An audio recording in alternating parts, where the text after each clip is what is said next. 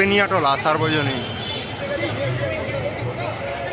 এই দে দে আমাকে ওটা দে, তুই এটা নিয়ে যা, তুই তোর মতো করে তুই নিয়ে চলে যা, সেরকম একটু ধরে চলে যা, চলে যা, বাইরে বেরিয়ে দাঁড়াবে।